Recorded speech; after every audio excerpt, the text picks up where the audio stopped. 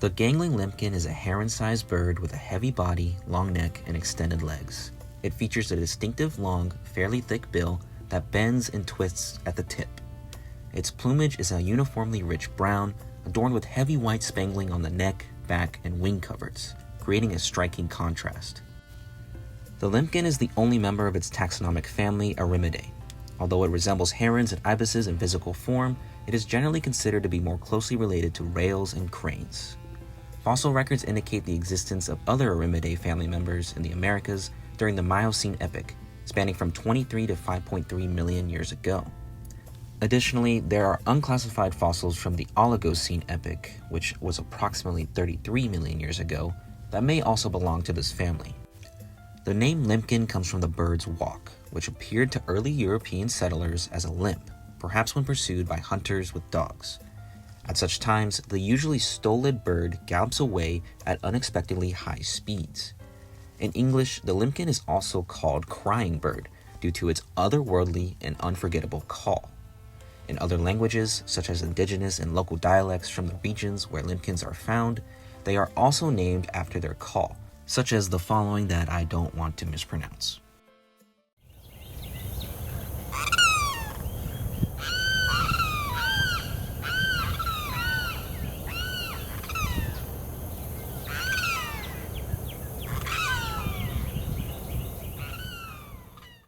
Furthermore, the outermost flight feather of limpkins is sickle-shaped with a broad tip, a feature especially pronounced in males. This feather can produce a loud buzzing sound called winnowing when the bird flies, which is believed to be used for marking territory, even at night. Limpkins are tropical wetland birds whose range traditionally extends into the states of Florida and Georgia. However, they were first spotted in East Texas in 2021 and have been expanding into the state since then. Documented sightings include Fort Bend County, Cattail Marsh, Brazos Bend State Park, and even Houston. I had the pleasure of filming them in Cullinan Park, where the limpkin population appeared steady and well adapted. Throughout most of its tropical range, the limpkin's habitat and distribution are dictated by the presence of apple snails, which they almost exclusively consume due to their uniquely adapted bill. The bill features a gap just before the tip, functioning like tweezers, and the tip itself is often curved slightly to the right, allowing it to fit perfectly into the right-handed curve of the snail's shell. Besides apple snails, limpkins are known to eat at least 3 other native freshwater snail species and 5 species of freshwater mussels. To extract mussels from their shells, limpkins use the forceps-like tip of their bill to cut the adductor muscle with scissoring motions. They then discard the empty shells, often creating a pile if prey is abundant in one spot. Limpkins readily forage at night, even during rain. Interestingly, many observers have reported that limpkins ingest rotten wood, though the reason for this behavior is not well understood. It is possible that the bacteria in the wood aid in digestion or that the wood provides essential nutrients not found in their prey. Their diet also includes small amounts of seeds, insects, lizards, frogs, crayfish, grasshoppers, worms, and aquatic midges. In clear water, limpkins hunt for snails and mussels by sight, walking along the water's edge or into the shallows and quickly seizing prey with their bill. In muddy waters or areas with extensive vegetation, they adopt a different strategy, probing into the water rapidly, similar to ibis, sometimes with their heads submerged. When vegetation cover is extensive, limpkins often walk out into mats of floating vegetation to hunt snails clinging to the undersides of leaves and stalks. Limpkins are well suited to their habitat, or rather the apple snail's habitat, which includes shallow freshwater swamp forests, ponds, lakes, sloughs, canals, and marshes.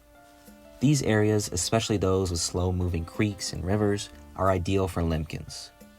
They are often characterized by a variety of aquatic plants such as duckweed, spatterdock, pickerel weed, sawgrass, and wild rice. Additionally, invasive plants like hydrilla, water lettuce, and water hyacinth can also be found in these areas. In northern Florida and southernmost Georgia, limpkins are scarce and localized, typically preferring spring-fed river systems. Even wet sugarcane fields can attract limpkins if snails are present. Limpkins effortlessly navigate trees and floating vegetation with their long toes, as they provide stability and weight distribution. Their swimming abilities involve holding their tails aloft while moving through water. Similar to rails, male limpkins assert dominance by establishing and defending territories, engaging rivals through rapid movements and confrontational displays. These interactions often include physical displacement, wing flapping, jumping, and vocalizations. Males may also perform a ballet-like ritual of charge and retreat, resembling stylized bullfights, or engage in competitive tree climbing contests with vigorous counter-calling. While actual combat among males is rare, it may involve jabbing with their bills and kicking. Females also play an active role in territorial defense, driving out other females and juveniles. Limpkin territories typically span from around 2 to 10 acres in size.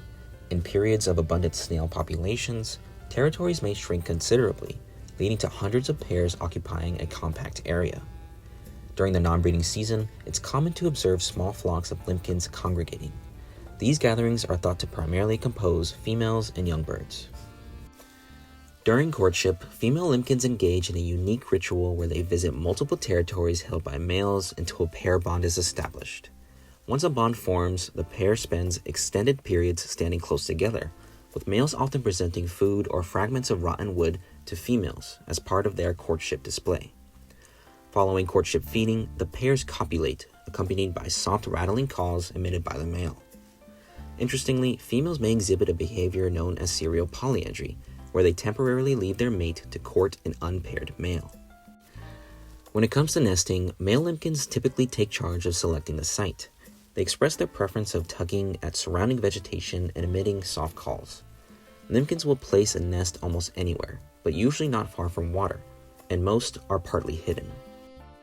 Their nesting sites range from tall marsh grasses to atop floating vegetation, within cabbage palms, live oaks, and even bald cypresses towering up to 46 feet. Additionally, they utilize tree cavities, old osprey nests, and many other locations.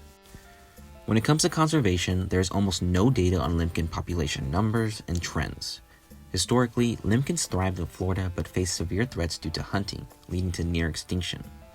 Furthermore, habitat loss exacerbated their decline, as wetlands were converted for agriculture, food control, and development. However, it's worth noting that in regions spanning Mexico, the Caribbean, and Central and South America, limpkin populations are much more abundant. Partners in Flight gives the species a 10 out of 20 on the Continental Concern score, indicating a species of low conservation concern.